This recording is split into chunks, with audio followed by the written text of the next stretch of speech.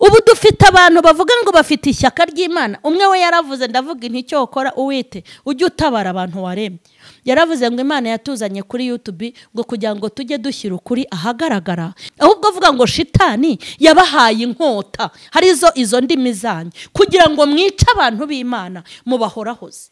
Ukuri kutabohora, ukuri kudakiza abantu, ukuri gutuma abantu imitima ibahagararaho, ukuri gutuma abantu barakara, kuriya nta kintu kumara, ujye kwigumanira.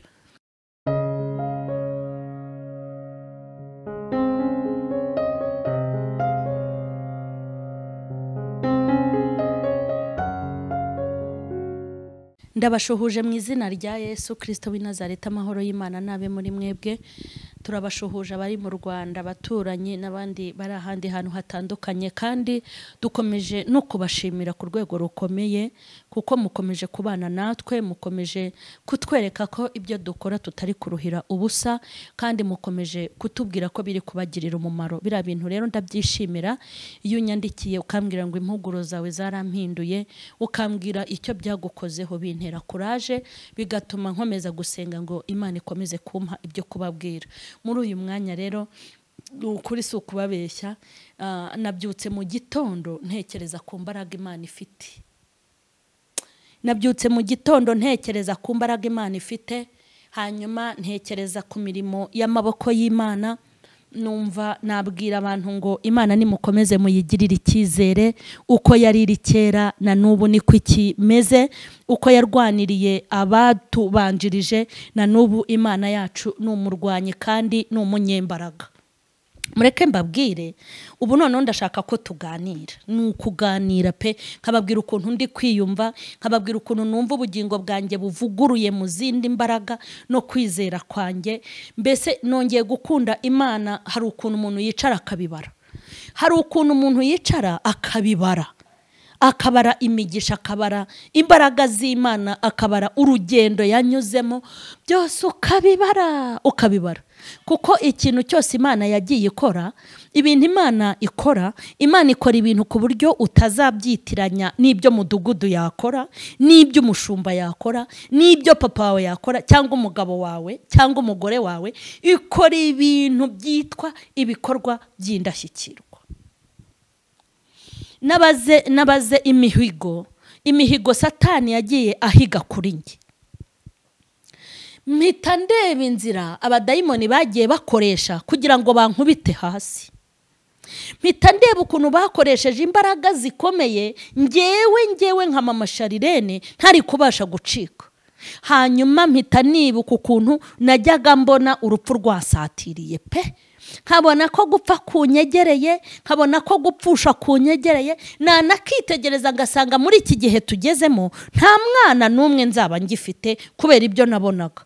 Hanyuma kandi ntago nari nzi ko nzagera muri iki gihe ntarapfa cyangwa ngo mugare, bitewe n'ibitero bangabyeho abadayimoni nabo bakorana. Byose rero ndabibara, ndeba imihigo bagiye bahiga.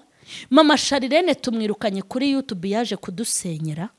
Mpita ndeba ukuntu rero mbese mba mpari gutya, ndavuga inturu umunyembaraga. Ndeba strategy bakoresheje. Mureke mbabwire, burya abadayimoni ntago ari injiji nkatwe. Twebwe tureba ibyo tubona, ariko bo bamenye ibintu bizaba. Reka nkubwize ukuri, bamenye ibintu bizakubaho ukiri mu nda ya mama wawe, bagashaka ko yifomoza ngo ivemo. Barakumenye, bakareba ukuntu uzaba umuhanuzi, bakareba ukuntu uzaba umuvugabutumwa, bakareba ukuntu uzaririmba, bakareba ukuntu uzasenga ukabamenagura, bagatangira guhiga mama wawe agutwite, kandi mama wawe nta makuru afite. Burya bajya babasha kureba ingendo uzakora, bakareba ivugabutumwa uzakora, bakareba abantu bazahembuka ku bwawe, bakareba ubugingo buzaroho uzakura ikuzimu, bakareba imbaraga ukuntu uzabarwanya, bakareba ukuntu hazabahoka ku bwawe, bakabyitegereza, barangije bakakurwanyiriza muri pozisiyo. Ikintera agahinda rero ni kimwe, nukuntu Satani ahaguruka kurwanya umuntu afite ibyo yokeje, akavuga ati uyu muntu ari kunkuraho abantu, reka nze mupangire. Hanyuma n'abitwa ngo rero ni abakozi b'Imana disi, abakozi b'Imana nabo bati reka tugufashe. Ikintera agahinda rero ni ukuntu bamwe bajya bafasha shitani akazi ariko ntibabimenye. Hari amagambo Yesu yigeze abwira intumwa, arababwira ngo mu minsi izaza abantu bazaba bari kubica, ngo bazaba bagira ngo bafite ishyaka ryanjye kandi ntaho mpuriye nabo. Ubu dufite abantu bavuga ngo bafite ishyaka ry'Imana. Umwe we yaravuze, ndavuga inti cyo ukora uwite ujye utabara abantu waremye. Yaravuze ngo Imana yatuzanye kuri YouTube ngo kugira ngo tujye dushyira ukuri ahagaragara, hanyuma abantu batinye gukora ibyaha. Yo, I'm sorry. Ukuri kutabohora, ukuri kudakiza abantu, ukuri gutuma abantu imitima ibahagararaho, ukuri gutuma abantu barakara, kuriya nta kintu kumara. Ujye kwigumanira. Ahubwo avuga ngo shitani yabahaye inkota, hari izo ndimi zanyu kugira ngo mwice abantu b'Imana mubahorahoze. Ndabibara rero, mbara ukuntu abadayimoni batifuje ko ntera imbere. Umunsi nari ifite imodoka, baranyibwiriye ngo tuzaguhwanya nayo, ngo ntago uzayigendamo kabiri. Nkubwiye amafaranga nagurishije imodoka yanjye 280, bampaye 300. Umukomisiyoneri muha 15, ariko waguze iyo modoka n'ubu arayigendamo nta kibazo iyigeze igira. Barambwira ngo nibibanza byawe ufite ntacyo bizakumarira.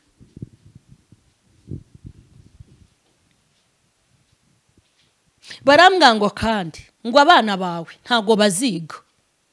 Ngo ikindi ngo tuzakugira umukene, tukugira umunyenzara, ngo turashaka ngo kuzarwara amavunja.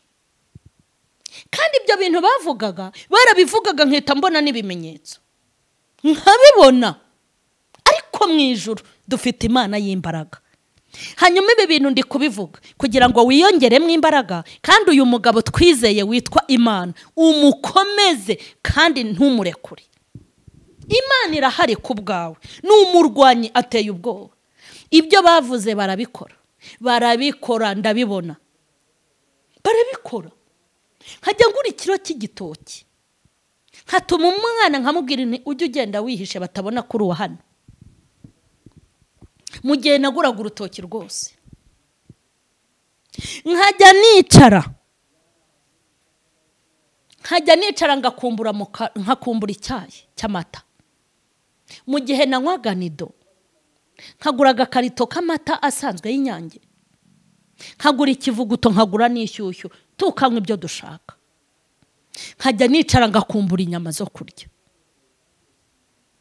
Mu gihe muri firigo yanjye habagamo ibintu by'amoko yose. Bari baravuze ngo bagiye kunteza inzara, ngo banteze ubukene bukabije. Ngo ikintu bari bagamije ngo nuko nzicuruza, ngo hanyuma Imana ikanyanga. Barabivugaga gusa nta banga bagira. Icyo cyo nkibaziho. Ibyo bintu ndabibona. N'inusu y'ishyushyu ndayibura. Hari igihe twatekaga ubunyobwa butagira n'inyanya, kandi ubwo buzima nari naraburenze kure. Nakibuka ko ntigeze ntinzira, nakibuka ko ntigeze mva ku Mana, nakibuka ko Yesu ntigeze muhemukira, nakibuka ko mu gihe nari narabonye amafaranga, nari mfite abantu nishyurira inzu, nari mfite abantu ngaburira, nari mfite abo nishyurira ishuri, nari mfite abo fasha. Sinariye njyenyine, kandi n'ubu sinjya njyenyine. Barabikora babigeraho. Imana ihabwa icyubahiro. Ariko iyo ntekereje, haleluya haleluya, ukuntu Satani atazavugiriza impundu kunesha, mpita ndeba ukuntu ibyo babikoze. Imana ikajya ibareba, bakangira mu bapfumu, bakajya kunteza inyatsi, umupfumu waheha akananirwa, bakajya guhiga undi, bagatega bakajya za Tanzania, bakajya kureba n'aba bagabo navuze ngo bajya batanga imiti y'uburozi bakorera inaha, ubundi bakabutumiza, bagatongera amafoto yanjye, kugeza ubwo bari basigaye bampamagara kuri telefone kugira ngo bakore ibyabo. ariko ndashimira yera yaciye muri iyo mishinga, igaca muri iyo migambi, igaca muri ibyo bikorwa, igaca mu byo bibwira, igaca mu byo batekereza. Nihabwa icyubahiro na n'uyu munsi na n'iyi saha nkaba mbayeho, kandi simbayeho nabi. Hanyuma ni ukuri nimumbabarire abankurikiranye, umuntu nkunda ankundira Imana. Imana izakoresha ubushobozi bwayo ku buzima bwawe. Imana izakoresha imbaraga zayo ku bana bawe. Imana izakoresha imbaraga zayo mu kazi kawe. Imana izakoresha imbaraga zayo mu bibazo no mu burwayi. Izakoresha imbaraga. Erega reka mbabwire, Imana niyo irema abarozi, niyo yabaremye barabaturoga, n'imiti bakoresha n'ibyatsi bakoresha n'ibintu byose bakoresha, byose byaremwe n'Imana. Bishatse kuvuga ngo ibafite hano. Impamvu itabahwanya ntago yabica, ntago yabica. Ese impamvu itabadukiza ngo buri ifite kubica, ifite kubambura imbaraga. Reka da, irababwita ingani mukomeze mushimashimeho, mukoresha uburozi n'ubukonikoni bwanyu, hanyuma mbereke ko hari izindi imbaraga zitari iz'abarozi, hari imbaraga z'Imana. Niyo mpamvu nge mbabazwa n'umurokore ucuruza agahomba akajya mu bapfumu, untera agahinda. Mbabazwa n'umurokore ubura urubyaro hakajya mu bapfumu. Mbabazwa n'umuntu ngo wabuze ngo umugabo hakajya ngo mu bapfumu ngo bamushakire. Biriya bintu mukora c'est pas bien. Reka nze dusenge. Ni message nagira ngo mbahe, nagira ngo twiganirire, mbabwire ukuntu Yesu ari umugabo kandi umunyagitinyiro ateye ubwoba. Noneho ndicara nti se abandogaga ko batapfuye, ko bavuze yuko ibyo bafite byose bazabintangaho ariko ngapfa, nkapfana n'abana banje, Fisi wanjye arahari, Hayivani wanjye arahari, Charlene wanjye arahari, Fifi wanjye arahari, abana banje barahari, na mama Charlene murabona ko ndahari, mu izina ryande rya Yesu. Hanyuma reka mbabaze, firigo yongeye kuzura ibiryo barihe. Hari n'igihe najyaga nza kuri kamera nti ntago nzongera kuvuga ko mbayeho neza, ngo nzagenza mvuga ngo ninihisha kwa General Yesu. Mishimira Imana yakoze, abanyamibabaro se babigenze gute? Oya rata, oya rwose ntitukabigira ubwiru. Oya, hari abantu bakigowe, hari abantu bakiri guterwa, hari abahanganye n'abarozi, tuzajya tubivuga. Hanyuma firigo yongeye konzi ko muharira, n'iki kiganiro nzi ko muri bukirebe, kuko yuko kirebara ko mukireba da. Abapfumu bahe mu majaruguru, abahe abarozi bahe bose baza bashima bashima bashima bashima. Reka mbabwire, imbaraga z'Imana ziteye ubwoba kandi nizo zitugose. Uziko ari igihe mutureba mukagira ngo tubayeho twenyine.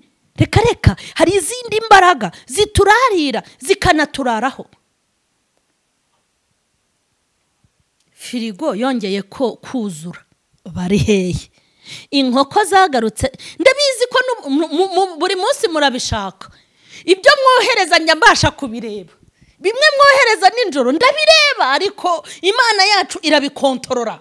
Hari ukuntu Imana ibiri ahantu bita kuri radari. We kuri radari murahaza, ariko muri abasivili nzahababwira n'integura ikigisho cy'umusirikare. Radari y'Uwiteka ibiriho abamarayika, bagenda bakareba bya bintu mwohereza ngo bitugagaze, muri abagome gusa do. Ariko ngiye mbagiriye inama, ngiye mbona amaherezo ari mwebwe bizagagaza, kuko ibintu mwaciririye n'ibicuye ntago bigira imbabazi nk'iz'Imana. Iyo byagutumye amaraso ukayabura, binywa yawe pe. Firigo yongeye kuzura bari, twongeye kubaho bari bahari. Hanyuma abizera ibigirwamana mwabiretse, mwakoreye Imana yera ko ari inyembaraga. Uzi ibintu banyoherereje ngo bahindanye isura yanjye, ariko urebe ukuntu ndi ku cyangwe. Uzi ibintu banyoherereje ngo nsare, nkajya nishimagura koko nkumva turazi Imana kugira ngo inyereke ko twaje, ariko ntago byatugiraho ububasha. Ushize nababwiye ikigisho kivuga ngo aho yadusize harizewe. hanyuma nimwongere mugirire Imana icyizere, nicyo nari mbivugiye. Mugirire Imana icyizere. Imana ni inyangamugayo, iri hejuru y'abarozi, iri hejuru y'abagome, iri hejuru y'inkozi z'ibibi, iri hejuru y'ibiturarira, ibyiyoberanyiriza mu mapusi kandi ari abantu, ibiza mu bikona kandi ari abantu, ibiza mu bibwa kandi ari abantu, ibiza mu myuka ukumva imyuka yaje, ariko imyuka iza hari n'umwuka. Ibifunga imigisha, hari imbaraga zifungura imigisha. Ibitwica, hari Imana iturinda gupfa. Ni mumwizere Yesu, ni mumwakire, mumugire mw'imbaraga, mwimutakariza icyizere. Amakuba azaba menshi. N'ubu ibitero biracyaza, baracyabyohereza, kuko iyo byaje ndabimenya. Barabyohereza ngo mera umwuka, bakabyohereza ngo barabyohereza, ariko bohereza n'Imana yohereza. Imana nibaha umugisha rero. Abari badukurikiranye mukomeze mukore subscribe kandi mujye mukora share. Ibi mwumvise mujye mubiha n'abandi mu bipostinge, kugira ngo abantu bakomeje ze kumva imbaraga z'Imana yacu. Kandi nukuri nawe nimba hari iby'Imana yagukoreye wasangiza abantu. Ejo bundi numvise ubuhamya mw'abantu mwe. Rero hari igihe narinzi ko ku isi harimo abagome, ariko burya buzi ni bake. Hari abagome babyigiye, babifitiriye ikarita na jire bakabyambara. Nawe nugira ubuhamya bwagirira abantu umumaro kandi bw'ukuri atari ubwo muhimba, ujye umpamagara uti ndashaka gutanga ubuhamya. Niwumva ufite n'ijambo, niwumva ufite n'ubutumwa, ibintu bizima, ujye umpamagara. Imana rero nibaha umugisha, kandi ukuboko kw'Imana kubabeho. Imana ibarwanirire, Imana ibiteho mwebwe n'imiryango yanyu, kandi ishyigikire n'ubugingo bwanyu mu izina rya Yesu. Amen.